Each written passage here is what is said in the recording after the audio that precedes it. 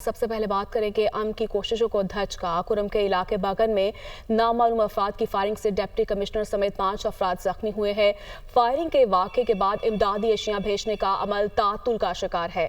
बागन जाने वाली गाड़ी को रोक दिया गया। इमदादी अशिया के ट्रकों की तोरपुल के मुकाम से वापसी जारी है। कुरम में फायरिंग के नाखुशगवार वाक़े के बाद इमदादी अशिया भेजने का अमल रुक गया।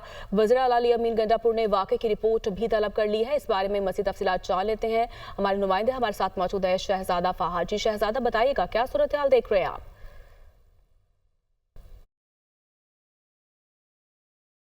जी बिल्कुल, सूबाई हुकूमत की जानिब से कुरम में जो फसादात थे उसमें अमन मुआहिदा किया गया और इस अमन मुआहिदे के दौरान तय पाया कि पाड़ा चिनार जो अशियाई खुर्दनोश हैं उसको भेजा जाएगा। और आज कन्वाई की शक्ल में 10 बजे का टाइम दिया गया था, जो कि अशियाई खुर्दनोश टल से पाड़ा चिनार और पाड़ा चिनार से टल आनी थी।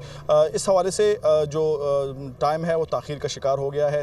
अब तक इमदादी अशिया नहीं भेजी गई, जिसकी सबसे बड़ी वजह ये बताई जाती है कि बगन में जो मुज़ाकरात थे वो नाकाम हुए हैं। ज़िला इंतज़ामिया की जानिब से मुज़ाहिरीन से मुज़ाकरात किए जा रहे थे, जिन्हें आज के कन्वाई पर तहफ़्फ़ुज़ात थे। और इस दौरान एक नाखुशगवार वाक़या भी पेश आया। फायरिंग हुई जिसमें DC कुरम वो भी ज़ख्मी हुए, उन समेत 3 बंदे जो दीगर एहलकार, 2 एहलकार और एक जो उनका गनमैन था वो भी ज़ख्मी हुए, जिन्हें इमदादी फ़ौरी इमदाद के लिए टल CMH मुंतकिल कर दिया गया है। तोर पुल के करीब जो इमदादी अशिया के जो सामान था उसको वापस होने का भी बताया गया है और उनको पीछे कर दिया गया है। और अब तक जो कानवाई है यहाँ से नहीं निकला और बड़ी तादाद में इस वक्त ट्रक मौजूद हैं जिनमें अशियाई खुर्दनोश मौजूद हैं।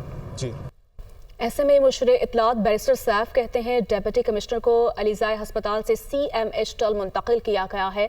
डिप्टी कमिश्नर की हालत खतरे से बाहर है, हालात काबू में हैं। सिक्योरिटी एहलकारों ने हालात कंट्रोल किए हुए हैं। हमला नामालूम शरपसंदों की मज़मूम साजिश है। काफिले को वक्ती तौर पर रोक दिया गया, जल्द दोबारा रवाना किया जाएगा। वज़ीर आला KPK की बगन में सरकारी गाड़ियों के काफिले पर फायरिंग की मसम्मत। अली अमीन गंडापुर ने आला हुकाम से वाक़े की रिपोर्ट तलब करते हुए कहा, वाक़या कुरम में अमन के लिए हुकूमती कोशिशों को सबूताश करने की दानिस्ता और मज़मूम लेकिन नाकाम कोशिश है। फायरिंग में मुलव्विस अनासर के खिलाफ कानून के मुताबिक सख्त कार्रवाई अमल में लाई जाएगी।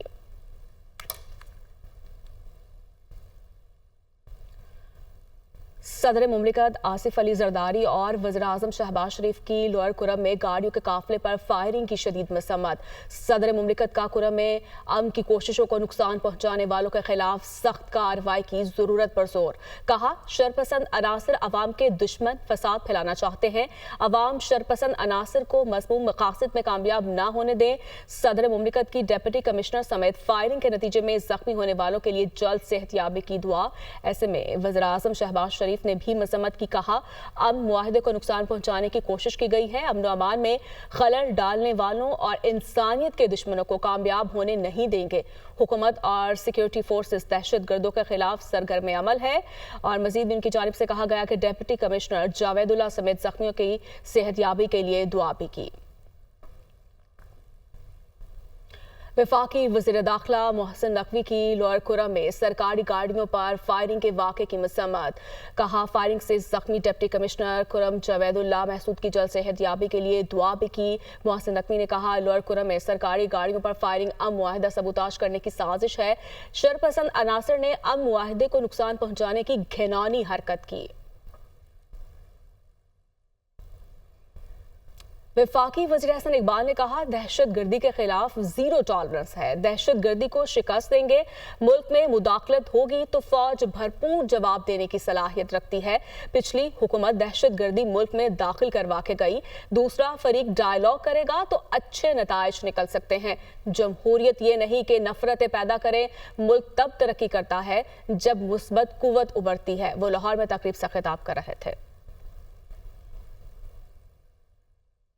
अगर reasonable, there will be zero tolerance for terrorism and terrorists. और हम इस दहशत गर्दी से उसी तरह निपटेंगे इंशाअल्लाह ताला जैसे 2013 और 2017 के दरमियान हम इससे निपटे। पाकिस्तान के अंदर अगर कहीं से भी कोई मुदाखलत होगी तो उसका भरपूर جواب دینے کی پاکستانی فوج صلاحیت رکھتی ہے. دوسرا فریق اگر ریزنیبل ڈائلاگ اور ریزولوشن کی کوشش کرے گا تو ضرور کوئی اچھے نتائج نکل سکتے ہیں. ڈیموکریسی یہ نہیں ہے کہ ہم لوگوں میں نفرتوں کی دیواریں کھڑی کر دیں, لوگوں کو ایک دوسرے سے لڑا دیں. ملک تب کامیاب ہوتے ہیں کہ جب اس ملک کے اندر پازیٹیو سینرجی پیدا ہوتی ہے. Air chief marshal Zaheer Ahmed Babar Sidhu نے کہا کہ دنیا کو علاقائی تبدیلی اور مختلف چیلنجز کا سامنا ہے. پاک فضائیہ خطے میں طاقت کے توازن کو مستحکم کر رہی ہے. ہمیں درپیش چیلنجز کا ڈٹ کر مقابلہ کرنا ہوگا. مضبوط معیشت ہی مضبوط دفاع اور ملکی ترقی کی ضمانت ہے. یقین ہے مل کر پاکستان کو مضبوط پرامن اور خوشحال ملک بنائیں گے. وہ نیول اکیڈمی میں 122ویں مڈ مین اور 30ویں شارٹ سروس کورس کی پاسنگ آؤٹ پریڈ سے خطاب کر رہے تھے. We live in the challenging time in the wake of complex global and regional environment. More so, recent conflict around the world have demonstrated the changing character of war at a fast pace. As such, armed forces of Pakistan are vigorously pursuing a very aggressive, innovative and prudent strategy of modernization.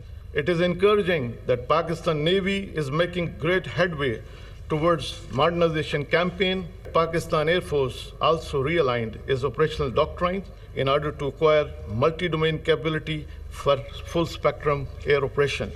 Strong economy is the key to strong defense and progress of the nation. To this end, our indigenization efforts are aimed at self-reliance in order to minimize foreign dependence and reduce burden on national exchequer. I'm sure that together we will make Pakistan a strong, peaceful and prosperous country. Pakistani سلامتی council سے غزہ میں انسانی بحران روکنے کے لیے فیصلہ کن اقدامات اور فلسطین کو اقوام متحدہ کی مکمل رکنیت دینے کا مطالبہ بھی دوہرا دیا. پاکستان کے مستقل مندوب عاصم افتخار نے مشرق وسطیٰ کی صورتحال اور فلسطینی مسئلے پر سلامتی کونسل میں بیان دیا. ان کا کہنا تھا کہ اسرائیل غزہ میں جو کچھ کر رہا ہے وہ جنگ نہیں، نسلی صفایا اور تباہی کی مہم ہے. فلسطینیوں پر اندھا دھند بمباری اور بنیادی ڈھانچے کی منظم تباہی الگ تھلگ واقعات نہیں، یہ سوچے سمجھے اقدامات ہیں جن کا مقصد ایک پوری قوم کو ان کے وطن سے مٹانا ہے. عاصم افتخار نے کہا اقوام متحدہ میں فلسطینی رکنیت اخلاقی ضرورت ہے. امن و امان کی خراب صورتحال کے باعث بند عدالتیں دوبارہ کھولنے کا فیصلہ. اعلامیہ کے مطابق ڈسٹرکٹ کورٹس ٹانک اور ساؤتھ وزیرستان کو دوبارہ کام شروع کرنے کی ہدایت جاری کی گئی ہے. Chief justice Peshawar high court نے ہدایات جاری کر دی. ٹانک اور ساؤتھ وزیرستان کے متعلقہ ججز اپنے جوڈیشل کمپلیکس میں کام کریں. پہلے مرحلے میں ڈسٹرکٹ اینڈ سیشن جج اور سینئر سول جج کام شروع کریں. ججز کے گھروں اور عدالتوں میں سیکیورٹی کی فراہمی کو یقینی بنایا جائے.